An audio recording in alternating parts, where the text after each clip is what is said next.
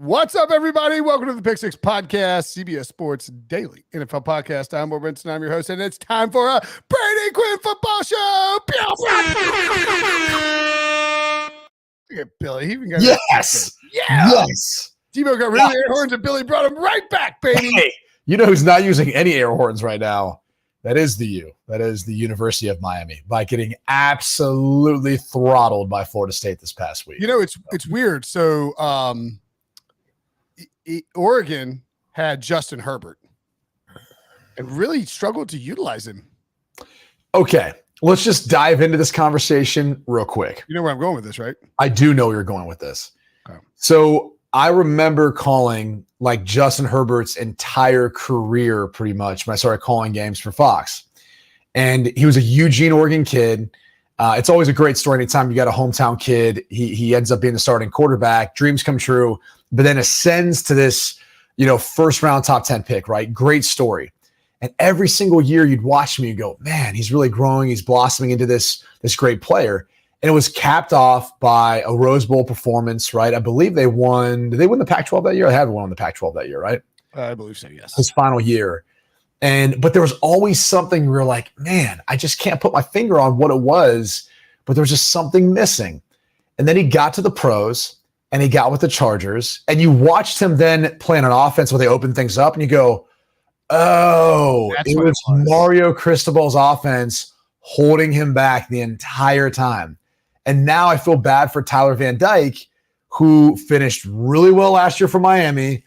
And then this year, all of a sudden, it looks like they've forgotten how to play football. So kind of a sad deal for, I guess, quarterbacks there at the U right now. Yeah. They got hit by, was it somebody from Carolina? No, somebody from Duke. A Duke player scored a touchdown on him and gets in the end zone and goes and does like the downward flip. Like when Duke is down flipping the U. Went from the U to like the non-U, was it N, I guess, to be kind of. If you Google me, in Click Images, there's a picture of me doing it. I'm much younger. I'll give it to Billy to put in. You look pretty young now, man. I mean, outside the beard. I look if you shave your beard, you actually look like youngish. I look very pasty, though. There's a problem. That is true. That's part of your pastiness. But there's also, and not to get, by the way, I like Mario Cristobal. I think he's a good leader of men, good head coach. But God, they need to find someone to come in there and run an offense for him, because it's just like, wow. Although, I mean, I agree with everything you said. I will say that that the Chargers have not done a great job of accentuating. Not this year. But I also think, and I'm preparing to call a game for Westwood 1 between 49ers and the Chargers this week. One of the things I noticed in the breakdown is I think they're a little concerned with some of their protection issues up front, because they've done a tremendous job of getting the ball out of Justin Herbert's hand. They know they got some issues up front, but the offensive line's protected them well, but they're kind of trying to play more of a ball control offense. And you can see that. And obviously the wide receivers out too plays a role in that. But it's just a different spin on, I think, what maybe they feel like their offense and their team needs right now, given some of the issues they're facing with injuries. That's more of what I'm sensing from all this. And actually, you can no longer find the image because Lewis Brinson plays for the Marlins. Played for the Marlins. Okay. Not related. Not related at all. Not related. By the way, real quick, I will never forget going to the Red Box Bowl, right? It was the old San Francisco Bowl. I got to call the Red Box Bowl back when Fox had bowl games. I was calling college games. And it was Oregon versus Michigan State. I think the final score is 7-6. You can check that accuracy. But it was Justin Herbert, one of his final games. And I remember going down and being like, man, this dude has a howitzer for an arm. People are like, you don't understand until you get down there. You watch on film, you can appreciate it. You go down there in the field, you watch him, and as big as he is, he's every bit at 6'6". You watch them throw and you're going, oh, okay, I get it. I mean, just absolutely beating dudes up with the football, watching him throw in warm-ups before that game. And I'm pretty sure they won 7-6. That checks out. Did you actually check it? What's that? Did you actually check the stats on that? Was that the Outback Bowl or the Red Box Bowl? Red Box Bowl, Justin Herbert stats. We like Googling things live on this podcast. Yeah, that's what we do. It gets popping. I've been told by various muckety mucks, yuppity yups, uppity higher ups. That's not something you should do. That he, I'm not going to name anyone in particular, loves when I Google things live on this podcast. I think I know who that person is. Yeah, you can probably guess. 7-6, the final. Oregon won. Their only points scored in the fourth quarter. Justin Herbert, 19 of 33, 166, and a touchdown. I mean, that sounds like a Mario Cristobal offense if I've ever heard of one. Right? It sure does. Do you remember who the quarterback on the other side was? Yes, Brian Lewerke. Ding, ding, ding, ding, ding. Yes. Brady Quinn. By the way, did Mark D'Antonio want that game any other way? Like, you don't think at Michigan State he wasn't like, we got him right where we want him. And he finished We're up 6-0 in the fourth quarter.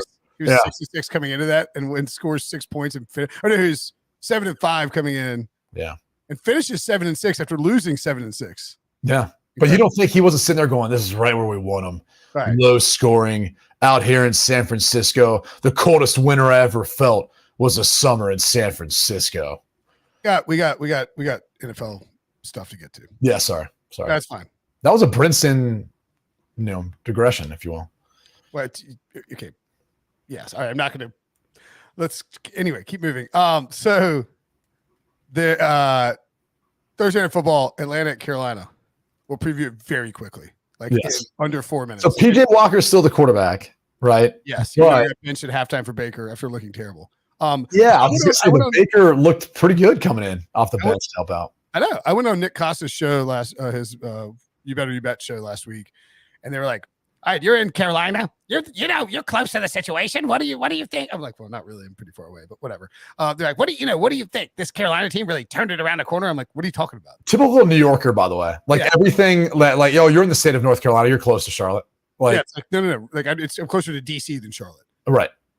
He's like, "You're close to the situation. What do you think? Is this team's really turned it around? PJ Walker changing things." And I was like, "No, this team sucks. What are you talking about?" They're like, and then Ken, his co-host, was like, "What?" He's like, "Have you been watching the last few weeks?" I'm like, "Have you been watching the last few weeks?"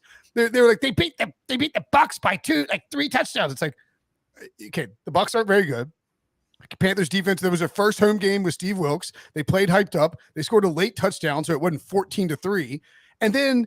They scored. There were 7 scores in the fourth quarter of the Falcons game. The Panthers are trash, and sure enough, they go on the road and get absolutely throttled by the Cincinnati Bengals. I do think, however, that this Thursday night game in Carolina is a decent spot for them against Atlanta. I think that the Falcons are a better team. I'm not much better. I think this will be a low-scoring game. I don't think we'll get the fireworks we got in the last game. I think PJ Walker could get benched again. His Hail Mary touchdown throw against the Falcons 2 weeks ago was one of the best plays of the year.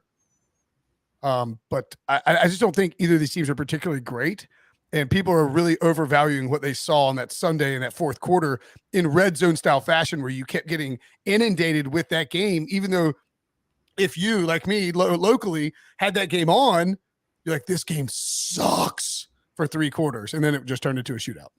Yeah. All right, good synopsis. I could see the game going either way. It's a 3-point spread.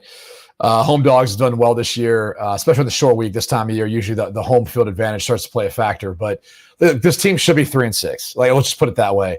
If not for the DJ Moore ripping off his helmet, you're probably looking at him saying they're a 3-6 football team.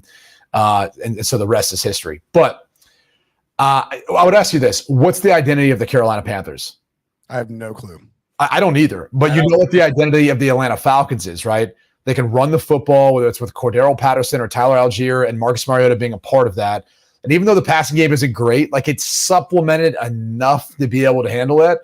And look, defensively, Atlanta has struggled, but I'll go ahead and sit there and say, I think the Falcons have a much better idea of how to stay in games, how to win football games than the Panthers do, that are just trying to figure out, is PJ Walker the quarterback for the rest of the year? Does it make sense? If I'm David Tepper, the owner, I'm paying Baker Mayfield, I'm paying Sam Darnold, who's now back. At some point, do you want to use either of those guys? I mean, I don't know. Maybe you just want to let him start calling plays.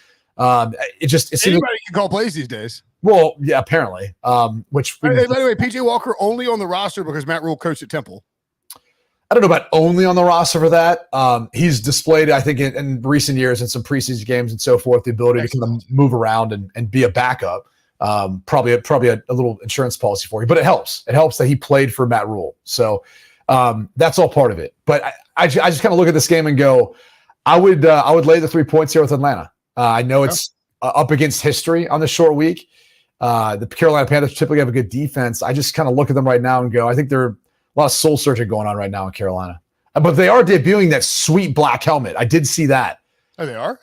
There's like some sweet black helmet they're wearing, I think, this week. I saw it somewhere on social media. I'll have to check that out. Yeah, I don't really this game matters for the Falcons. Right. Like they're still actually in it. Like you look at the Panthers right now, dudes are just crossing their fingers to get to the postseason healthy. Because if you're like DJ Moore and some of these other guys, if you're not getting extended Brian Burns, you're probably saying, all right, I'm either getting tagged or I'm getting the hell out of here. And I'm trying to go to a place that's not in rebuild mode, since that's where it feels like Carolina's going right now. Yeah, Billy notes in the chat that there could be bad weather for this game. I knew there was going to be bad weather in North Carolina on Friday. I didn't realize the tropical storm that's moving south is actually going to scheduled to hit Charlotte. And we could be looking at some light wind, 11 mile per hour wind, but a lot of rain. Not that rain, is necessarily like I think it will limit two teams. I think if they know that it's raining a lot and it's like kind of windy, that two teams that already aren't very good at passing the ball in the first place will be passing the ball even less. I like the under in this game. I'll take the 3 points with Carolina just because it's I think it'll be a low scoring affair, and I think they'll be able to keep it close, but it shouldn't be a very thrilling game. All right, let's move on because really we shouldn't spend too much time on this game. But look at us doing a preview. Yeah, why not? Hey, two guys. But I also like the under, so I'll take the under. Okay. I'm on the other side of this one though. We didn't have this on the top of the rundown, but I am curious. So Josh Allen, or should we say this for a read between the lines? Where you read between the lines of what Sean McDermott says? We can just do read between the lines now. Okay. All right. We'll just change it up. Read between. All right. Let's see. Sean McDermott came out and said Josh Allen is day-to-day, quote, day-to-day with an elbow injury. And, quote, we'll see if he'll play against the Vikings on Sunday. Oh, no, he said he's day-to-day. The next question is going to be, will he play? We'll see. That's the full quote from Sean McDermott on Josh Allen and his elbow injury. Not going into the medical report, not going to answer any more questions about Josh. We will see how he does. We'll use common sense. Brady, read between the lines. Yeah, I think the question becomes, is there a potential chance of this becoming a nagging long-term issue for Josh Allen the rest of the season, or potentially getting it worse where he's going to have to sit out a series of games or the rest of the season? Not something we want to mess with. This is a team that's honestly been able to make hay based off that arm, based off that UCL, that right elbow. So I don't think there's any risk in playing him in this game if they feel like, look, I'll be honest with you. One of the things that's gotten highlighted over the past couple of weeks is the Bills don't run the football. You take out Josh Allen from that equation, and they're just not good at running the football. I hated the move for Naheem Hines. I thought they should have gotten a bigger, more physical back to be a tone setter. Instead, they have their quarterback, who's that tone setter, who leads them in rushing and is the most physical runner that they have. So give him some rest. You've got Case Keenum, who might be the best backup in the NFL. Put him in there, give him some burn time, see what he's capable of doing. And I think the one thing it's going to highlight is it'll force you to have to run traditional runs. Like you're going to actually have to run the football and not rely on Josh Allen running, Josh Allen scrambling to be a part of that. So it honestly could be good for all parties involved. Josh Allen's a freak, but there is a concern, I think, moving forward if he keeps running as physical as he does. And I know this injury happened when he was playing from the pocket, but if he keeps running downfield, taking on hits like he does, eventually he'll get hurt. Eventually those hits add up. So it might be a good thing for all parties involved if he doesn't, but kind of lends me to think that they're taking an approach of all right, let's get the game time. We'll let Case Keenum take all the reps this week, prepare himself. And by the way, Case Keenum might have a little red ass for this game, right? And this is the former team. A little red ass. He took to an NFC championship game based on the Minneapolis Miracle and then got shunned, cast aside. So why not allow Case Keenum to come back in there and take on his former employer, the Minnesota Vikings, and go get a dub? Should I rename the revenge parlay the red ass parlay? The red ass parlay. Case Keenum's coming in there with a red ass. His ass is just bright red. What? A puffy bottom. Yeah. A puffy bottom. The puffy bottom parlay. Yeah. The puffy bottom parlay.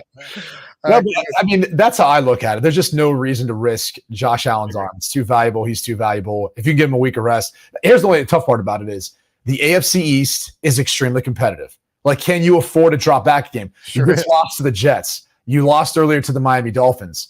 Not sure you can afford to lose this game, especially at home. And then the Vikings, like, you can make the case, they need this game as much as anything too, but they're a good opponent. This will be their toughest test of the year so far. No, I mean, like they haven't played the toughest schedule. It's now picking up. This game would mean a lot to them to beat a quality Bills team. Although if they play Case Keenum, it would be their fourth game. They need to win this game because I believe every single opponent on the rest of their schedule has a winning record. Like, now the Vikings get into the teeth of their schedule. So if you can win one on the road versus Buffalo without Josh Allen, that's kind of a huge get because everyone else have to face them with Josh Allen probably. For sure. I thought I thought you were saying like the Vikings need this to like show everybody that they can, I don't think it's needed for that, but I think sneakily, what's the tougher division, the NFC North, the NFC East? I would say NFC East, right? So I would say if you're looking at the Vikings, maybe they've got a shot for the number 1 overall seed. Oh, right. They could chase down Philly. Yeah, for sure. They don't play excuse me, I'm looking at the Bills schedule. I was gonna point out the Bills. They have the Vikings, Browns, and Browns at home, then at the Lions. I think all 3 of those games, if let's just say hypothetically, you needed to rest Josh Allen for 3 weeks, you could win all 3 of those games with Case Keenum. And the reason I mentioned that is because after that, they are at the Patriots, Jets at home, and Dolphins at home. Those 3 games right there will probably end up deciding a lot of what happens in the AFC East. The Vikings, do they play? Did the Vikings play the Eagles this year? I feel like they might. I could be wrong. Okay. Well, that's not the point. As you go to research while we're on the show. I don't have the Vikings schedule in front of me. I'm sorry. No, the one thing I'd say about the Bills, though, like Josh Allen hasn't looked right the past couple of weeks, right? Like 2 touchdowns to 4 interceptions, like a little over 50% completion percentage, like 210 yards per game. It has not looked quite the same. Particularly the last 6 weeks, six quarters. Yeah, last 6 quarters, last game and a half, if you will. And I think if you're like looking at breaking it down, it seems as if they've gotten away from being able to run a traditional offense where he doesn't have to be Superman every week. And that's a problem. I mean, last week he played flat out bad. I mean, give the Jets credit. That was a good win by their defense. And I was a little surprised. Obviously, their defense had some injuries. Kyrie Irving got hurt. Greg Russo left that game. But this is a team that I think if you're looking at them right now, you're saying like you're getting into that portion of the season where you have to have a traditional run game. You better be able to stop the run, which they didn't last week, and you better be able to run the football, which they haven't really been able to without Josh Allen. So this could maybe be a blessing in disguise as they push forward to try to kind of make a run, obviously, for a Super Bowl. Yeah. You give them some rest. And then, by the way, the Vikings already played the Eagles, which is something now that I should have known. And they lost to them, right? That was week 2? Yep. And so that's what will make it tough to get that 1 seed. But if the Eagles lose, it would make it tough if the Vikings end up having a couple of games better record. So right, of course. That's why every single game is going to matter in this regard. So it probably matters more if Josh Allen plays for the Vikings than it does necessarily for the Bills in this case. That's a great point. I like the idea of resting Josh Allen. Make sure you need him healthy for the stretch. And you have Case Keenum. That's why you got a good backup. You had Mitchell Trubisky. You lose him. You go get Case Keenum because you want to make sure you have a good backup in case something happens to Josh Allen. And now you have that chance to try and win some games without. I think the other thing too is you got to look at that stretch run you talked about and say you're probably not, given how competitive this AFC conference is going to be for that number 1 overall seed. You're not going to be able to like rest guys in week 18. Probably not. Yeah. Like, those are all going to be important games if everything stays status quo not only in the AFC East, but I think just with looking at Kansas City. That's a great point. By the way, the Chargers aren't that far behind. Right. So the Chargers are 6-3 right now. But the Bills have rested guys in week 18 the last 2 years, but not because they were locked into the 1 seed. They're just locked into their seed. Right. And probably not going to be able to do that this year. That's a good point. All right, let's take a break. And when we come back, what quarterback most badly needs to finish the year strong? And will Brady Quinn be calling plays for the Indianapolis Colts this Sunday? Find out next. Okay. Here's a group of quarterbacks you came up with. Okay. I guess actually we should keep reading between the lines, shouldn't we? Crap. Yeah, we have a number of reading between the lines. We can get through all this. We're fine. Yeah. All right. Read between the lines. Mike McCarthy is, quote, excited and looking forward to seeing the Packers in week 10 at, quote, a really special place. You talk about a guy with a red ass. Like, he's got to have a bit of a red ass going back into Green Bay and basically watching that organization bend the knee to Aaron Rodgers, sign him to the contract, give him everything he wanted to, right? Like Randall Cobb coming back and try to basically build around the things that he's telling them to do. And now they're not having any success whatsoever. Meanwhile, Mike McCarthy's got his team in position in the NFC East to be a playoff team, maybe win the division. We'll see. Giants have been great. Philly's been great. But you've got to believe he's saying all the right things, but in the back of his mind, he wants to go in there, kick the Packers' ass, and then go get a massage table, put it in the middle of the 50-yard line and be like, yeah, remember how you guys were giving me a hard time about getting massages during the course of the week? Well, guess what? I still own this place, all right? I'll get one right here on the 50-yard line at Lambeau if I want. And then whips and pulls the towel off. They're like, oh, it's a puffy bottom. It's a puffy bottom. That sounds like more of a Deshaun Watson move. But I didn't. I thought I was thinking through the line in my head and then was like, you know what? That does sound like a Deshaun Watson move. Yeah, I agree with you completely. He was actually started crying in his press conference when asked about Lambeau Field. Like, what do you miss the most about Green Bay? He's like, yeah, I'm trying to make me cry. Aren't you? No, seriously, what do you miss the most? And he's talking about his wife. His wife had their kids. All their kids were born there, and I think he's got a street named after him. I mean, I mean, when you win a Super Bowl as a head coach there, you're going to have some streets and maybe a burger or something or a steak that you got there too. Some cheese. A beer, a cheese curd of some sort. Yeah, McCarthy cheese. Yeah, it makes sense. Yeah, but I agree with you. This is an automatic entry in the revenge, the red ass parlay. The only issue is that the Cowboys at last check, and I'll see if it's moved again because Lord only knows it might have. I said it was 4.5. It's 5 last time I saw it. Last time I saw it was 5.2. Oh, it's back down to 4.5. Actually, interesting. Okay. That's surprising. Well, look at the history of Aaron Rodgers, A, in Lambeau covering, and then B, as an underdog, or even just versus the Cowboys, right? Like, this has been a team that he's dominated against. He should have a red ass too, man. He should, but like it's such the hard thing about this is everything is telling you with this matchup to not go that direction, right? Like the Cowboys can run the football. The Packers can't stop the run. The Cowboys can rush and they can cover. The Packers can't throw right now. Everything's pointing you to say, lay the points with the Cowboys. And I don't know, maybe I'm an idiot for holding on hope to like, all right, they're going to figure this out. Like they'll be fine. And then look, Rashawn Gary's out for the year. Eric Stokes could be out in their secondary. Isn't Aaron Jones? He's going to play, but he was pretty kind of banged up. Romeo Dobbs out. I think Dobbs left last. I mean, it doesn't look good, man. Right. And this is the other thing too, is like, it's not just Mike McCarthy could come in and be like, hey, remember me? He could come in and end Aaron Rodgers' season. Like finish it off for good. Because they're 3-7, it's over. So that brings me to then something that Leroy Butler brought out as we look at the rest of the season. And it's a tough season, but even then, you're in year 3 with Jordan Love. And at some point, you have to look at what he potentially is just to make a decision on his 5th-year option. Yeah.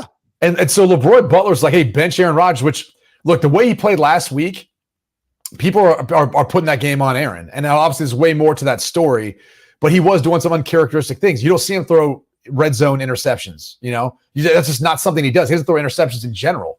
It looked bad versus one of the worst defenses in Detroit this year.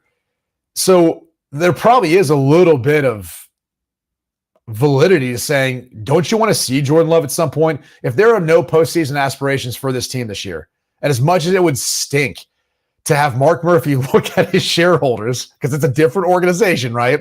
And go, we're paying this guy $50 million to sit on the bench and see what we have in the guy we drafted behind him. Like, as much as that would stink, maybe it's worth discussing. Maybe it's worth like figuring out what you have in Jordan Love to at least make that decision after the season. It's also a lot easier to do for a organization like the Packers that doesn't have a, Karen and Chapoga Falls can't call up and say, all right, that's it, Mark Murphy. It's time for you to go. As a Packers owner, I say you're fired. I don't know if that's a Wisconsin. It's not a very good Wisconsin accent. It's not. It's definitely not a Wisconsin accent. It was probably highly offensive, by the way. Karen in Chapoga Falls, which is a fake name, a fake lady in a fake town with a non-Wisconsin accent. So you're just picturing some sort of. At any rate, the point being is. God, that scared me somehow. Why did that scare me?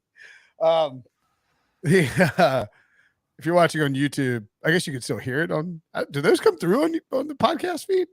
I don't know. I hear those though. I hear it on my end. Yes, they do come on. They do come on the podcast feed. Okay, just making sure. The issue is, I think if you're the Packers, I don't disagree with the idea. And look, Jordan Love, he possible trade candidate. If he plays well, you pick him, right? Yeah, you pick him as 5th-year option, and then let him play 5 or 6 games and see if he plays well. And if suddenly he does, maybe a team is interested in him. You're not going to get a 1st-round pick back for him, but you might get a receiver this offseason. You could trade for him. These next 2 games against the Cowboys and the Titans, if you lose those and you lose 7 games in a row, the season's over.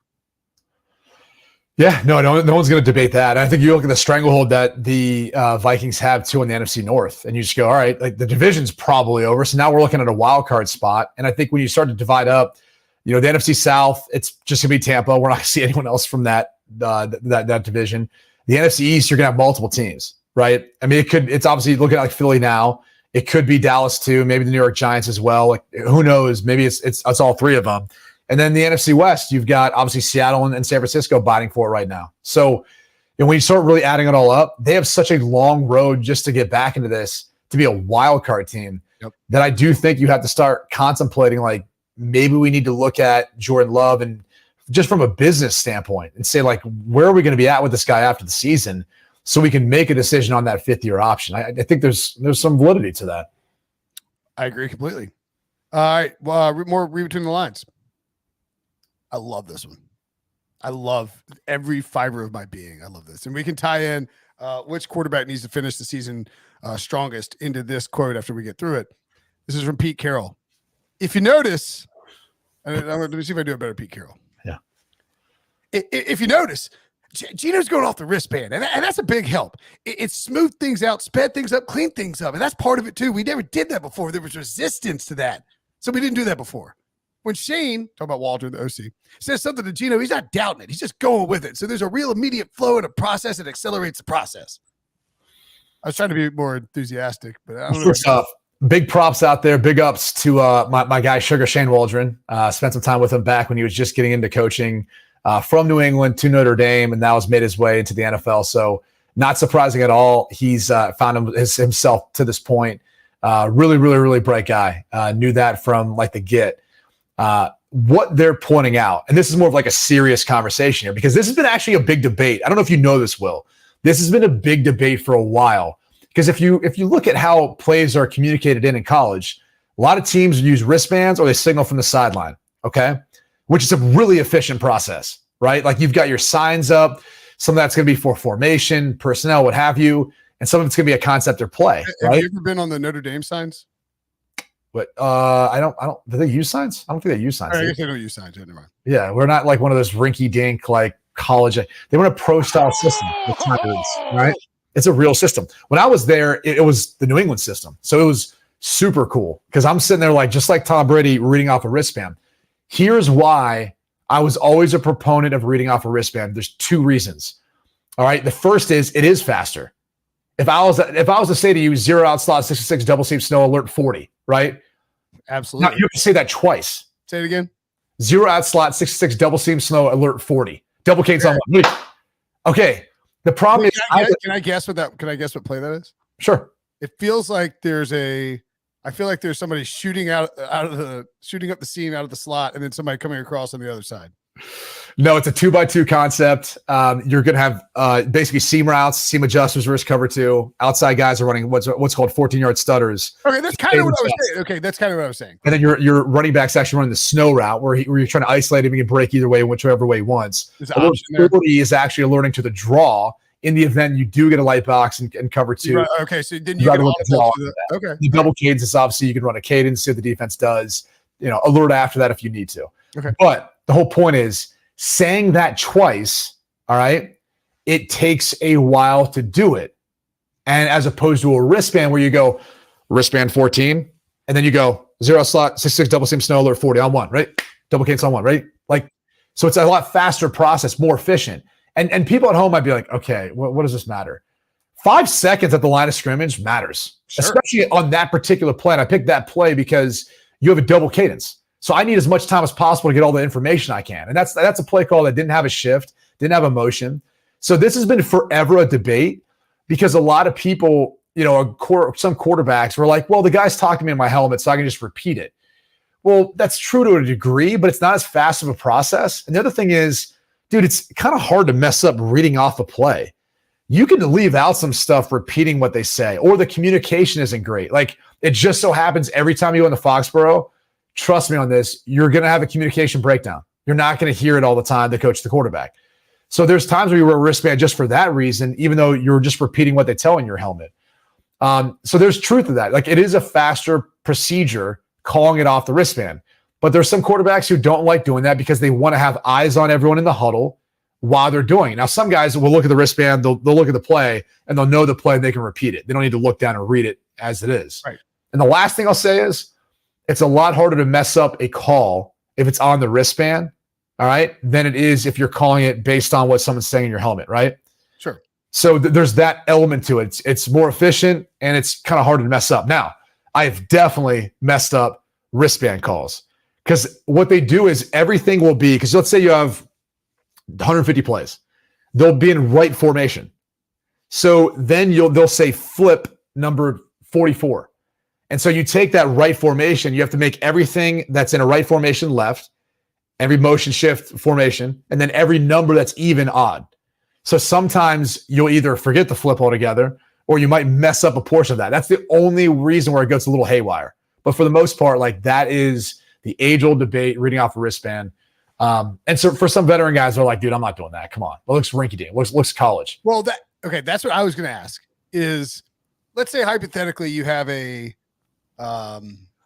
secretly egotistical quarterback who is like dead set on reminding people that he can run an offense, can call an offense, knows exactly what he's doing, never, like, doesn't need feels like the wristband might be a little too childish for his purposes. Yeah, you'll get some quarterbacks who feel that way. I mean, I'll leave it at that, because I don't know the exact conversation, but I think the words trust, the words that Pete Carroll used in talking about the trust between Geno and Shane Waldron are real. And it's something that it seems very evident that those two have a great working relationship. And maybe that wasn't the case last year with Russell and Shane Waldron, which is kind of tough too, because it's a first year in a system, right? I believe that was Shane Waldron's first year calling plays for them. But also, if you think about it, like, Russ has been through a number of play callers. He had been with Darrell Bevel. He'd been with Brian Schottenheimer. They went and then to Shane Waldron. So maybe he's a little bit skeptical too. And it's like, hey, I've been here. I've been successful. Like, this is how I like doing it. We're going to do it my way. Maybe that's a portion of it. But with Geno Smith, you've got a little more flexibility with saying, hey, this is how we want to do it because we think it's better. And Geno trusts Shane, and it's working out right now. So there's definitely what you're talking about, an element of that. But there's also the other side of it where, there's some guys who are proven and they feel more comfortable and confident doing it the way they do, and that's how they want to lead. Because there is something to, like, being in a huddle and looking at every guy in the eye and telling them exactly what they have when you're getting the play call in your helmet. Like, just, I swear to God, you'll get in this huddle sometimes, God, and you're talking and they don't even listen. They just break the huddle. Your left guard's looking at you. What's the snap count? Oh, here we go. What is it? 6? Okay, 6. Running back saying, hey, who do I got? All right, you got that guy to scan. All right, like you got to tell everyone everything, and you just set it all in the huddle. So there's times when that's how Peyton Manning ends up yelling, "God damn it, Donald!" Donald Brown doesn't. I remember in a preseason game, as I was dropping back, yelling at a running back, a young running back, to go pick up a blitzing linebacker. I literally, as I got the ball, I'm going back to my fake, and I'm like feeling him now. I'm like, go get it! I was like, go! I was like, go!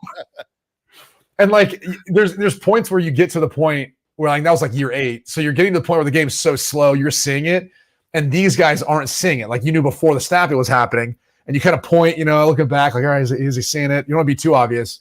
And then as the snap goes, you're like, all right, guy, go get him. Go get him. Go get the linebacker.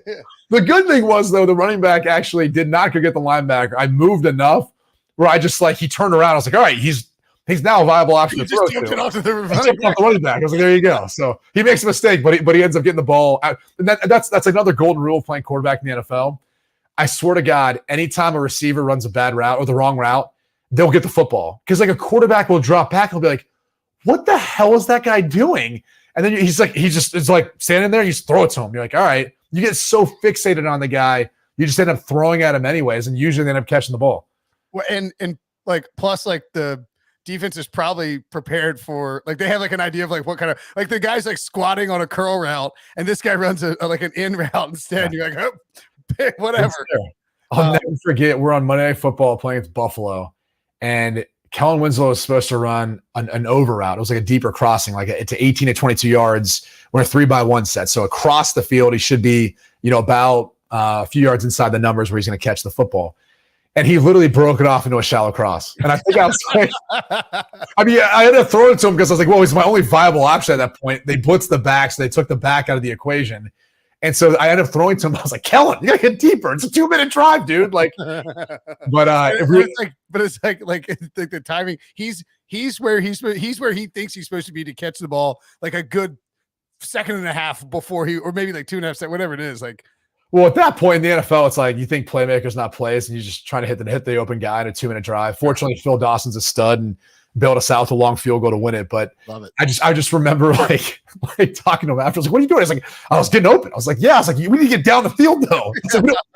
We're battling time." Like that's oh man. Speaking of battling time, the last thing I'll say on the wristband versus the getting the plays in, it is interesting that as Pete Carroll points this out and subtly makes references to Russell Wilson not being interested in the wristband and not maybe having some time issues, we spent a lot of minutes discussing the Denver Broncos issues with the play clock early in the season and really all season.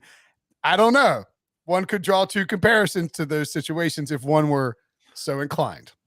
No, I think it's real. And in a first year in a system, you're probably going to have a harder time spitting the play call out. And look, they're maybe having a hard time too because of how much they've struggled offensively. They might be taking a little longer getting the play call in. Sure. The personnel in.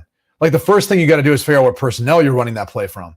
Like you might know the concept you want to run, but you got to figure out what personnel group you want to put out there. So that's the first line of communication to figure out, are you staying in the same group or are you changing the personnel grouping?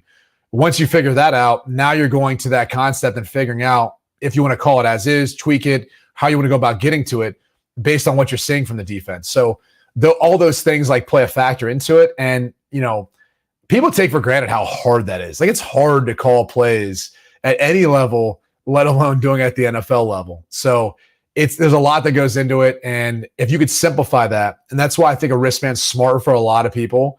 If you can simplify that, it allows you then the opportunity to be able to make it a more efficient process and avoid some of those unnecessary mistakes.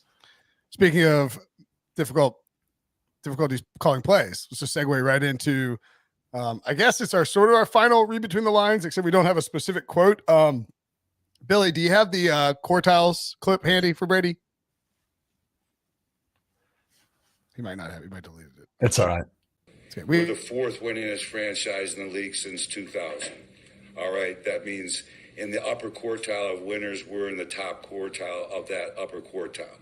That's rare. I don't know how to make sausage. I don't know what goes into sausage. But I do know how to build a football team. Producer sausage goes into sausage when it's all. I mean, it's obviously a mixture of meats. The whole point is like you don't, and I said this already once, but it's like the whole thing about you don't bring up is like, I don't know how to make sausage. It's you don't want to know how the sausage is made. Right. Like that's the saying, Jimbo. It's not, I don't know how to make sausage. It's well, I think at one point too, he said, I see it when I know it. Like he just had all these, like instead of I know it when I see it, like it's just all these things like mixed backwards. And you're going, yeah, that's about the way the Colts season has gone. He also said that we're the fourth winningest football team in the NFL since 2000, which is like, oh, cool. You just took a decade of Peyton Manning playing for you and lumped that in there. Like that was yesterday. Yeah. And then said that puts us in the top quartile of the upper quartile of the top quartile. Can we just look for a second, like step back and go, even after Peyton Manning, even after Andrew Luck, like Frank Reich's tenure there, it's pretty remarkable when you think about what he dealt with. Like you had Luck for a year, they surprise retires. They were 10-6 the 1 year he was with Luck. They go to the playoffs, they win a game, they lose a game. Okay, not a bad start. Like that's pretty darn good, right? You then go to year 2. Luck does a surprise retirement on the sideline in a preseason game. Brissett takes over. They're like, what, a game or two below 500? It wasn't that bad of a season. 7-9. Like, all things considered, considering your starting quarterback literally just called it quits like 2 weeks before the season starts. Not so bad. All right. You then get Phillip Rivers. You go, what, 11-5? 10-6? They went 11-5, yes. 11-5. They go to the playoffs. Lose a game? Okay, so be it. Maybe you got another shot. Lose in Buffalo. And like, you had the game, like a really good Buffalo team, and you played them close. Had a chance of winning it, though. Didn't. Okay, so be it. Then Rivers retires, right? But if he comes back, you're assuming like, okay, like we're in year 2 with Phillip Rivers, future Hall of Famer, like we're going to be okay. Well, then he retires. And so what do? You look at Carson Wentz. All right, another new quarterback, first-year system, or first year with that team. It maybe felt like it was enough similar to what he had in Philly. Sure. He goes 9-8. I mean, yeah, he didn't and you're 9-6 with the Raiders and at the Jaguars left on your schedule, and all you have to do is win one. You're guaranteed to go to the playoffs. Right, but look, even then, like so Wentz doesn't play great down the stretch. So be it. It's his first year in the system, right? Like, let's not blow this whole thing up and move on because the guy didn't want to get vaxxed. Like, let's not make that decision. Oh, okay, let's just ship him off then. All right, so now he's done. And then what do? You trade for Matt Ryan. All right, he played awful last year in Atlanta. Now, it wasn't his fault coming onto this team that the O-line was going to be as bad as they've been, right, that Jonathan Taylor would be banged up, and all the things that have come along. They were 500 with Matt Ryan. Like, it wasn't like they were like completely out of the AFC South. They're in second place right now. The fact that they hit the panic button after all of this. I sit there and look at it, and I know Frank Reich's like driving to Carolina or something, I think, right now, taking off. I'm like, dude, this guy's going to be a head coach at some point somewhere else. He's probably going to ends up coaching the Panthers this next season. Like, they're going to look at that resume and go, wow, like he actually had that record despite all of the stuff that was going on and the fact that Jim Irsay just hired a guy who was an analyst to all of a sudden be the interim head coach. Like, the crazy thing about this is if you were going to hire Jeff Saturday, wait till the offseason. Like, let John Fox or Gus Bradley or Bubba Ventrone get a shot at it, or Ron Miles, who's been in the NFL forever, their secondary coach. Like, have someone take over for the rest of the season, and then you can go through the formal process of hiring a guy and bringing in guys that you either really like or you're really tabbing, right? That would make most sense for the players, for the coaches, for the fans, everyone else. This whole thing is absolutely bizarre. And so if I'm reading between the lines, I just think it's crazy to me. I don't want to say anything disrespectful, so I'm not going to say anything. But it's crazy to me that he's parading around with an NFL franchise running it the way he has. And look, maybe they'll prove us wrong. Maybe they'll win the next 4 games and the rest will be history. But it's astonishing right now. And now you got like Dan Orlovsky leveraging like this potential opportunity to try to get a bigger payday from ESPN. Right. He's like now I heard Orlovsky, by the way, friend of the pod. He's been on the pod. I don't really know Dan that well. But he comes on Dan Patrick's show and says, he's like, yeah, now all of a sudden the discussions I had with Jeff Saturday over the last 6 weeks make all makes sense. Yeah. So we were talking about scheme and teams. It's like, as opposed to what you would be doing in the normal course of your job at ESPN analyzing the NFL. That's what you think. No, there's no way that Jeff Saturday's been eyeing this job for 6 weeks. Well, that's the thing that would make you think that then Jim Irsay had this whole grand plan in the first place to move on from Frank Reich. Oh, and by the way, can we just go back to how Frank Reich got the job? He wasn't their first. Josh McDaniels pitched him. And so this guy comes in and does a heck of a job during a period of time that was as tumultuous as maybe any, and still leaves with a winning record. It is astonishing. It really is when you look at it, how he's gotten cast aside by Jim Irsay. He's probably doing him a favor, honestly. And then Jim Irsay has the nerve and the gall to get into. He goes, I've never hired a coach who finished with a losing record. It's like, well, you just fired one. Like, what do you? He's like, and if anyone disparages Frank Reich, coach, for the job he did here, you're wrong, and your opinion doesn't matter. It's like, you fired him, bro. You are the one who just like told him to take a hike. Like, you can't, you're disparaging him by firing him and replacing him with Jeff effing Saturday, who, by all accounts, is a great guy, Colts legend, Ring of Honor, all of that, but he's never coached above the high school level. It's insulting to a lot of people. I mean, right? No, it's 100% insulting to a lot of people. I think the fact that I think there's two ways of looking at this. The fact that Jim Irsay is then taking every player, every coach who's currently with that team and hiring someone outside the building who has not been a part of the process this entire year, whether it's the preseason, the offseason, all that stuff leading up to it. A lot of time and effort and work goes into it. And you're basically slapping everyone in the face by bringing in someone who's not even a part of that process. By the time Jeff Saturday gets his feet wet and really dug into this team, the season's going to be over. I mean, that's where we are in the season. What is it, week 10 in the NFL? Yeah. I mean, literally, it's going to be over. And the season's already over for the Colts for the most part, unless they turn this thing around, which seems unlikely. So not only is it difficult for Jeff Saturday, it's a slap in the face to every coach, person within the organization who's worked so hard to try to make this season go this year. And then on top of that, if you're Jeff Saturday, at some point, you probably should look at it and go, I mean, yeah, it's hard to turn down because who else is knocking on the door to give me a head coaching job in the NFL, interim or not? Like, it's hard not to take. It's a little like Mike Mayock with the GM job in Oakland and Las Vegas. Like, sure, that's probably not the best job that you could get as a GM, but it's probably the only one you're getting as an analyst. Job. Well, I think you look at a lot of other head coaches, too, that take a head coaching job and you go, all right, I guess I'll take this gig because, I don't know when else I'll get this sort of payday, whether it works out or not. It's hard to turn down what comes along with that.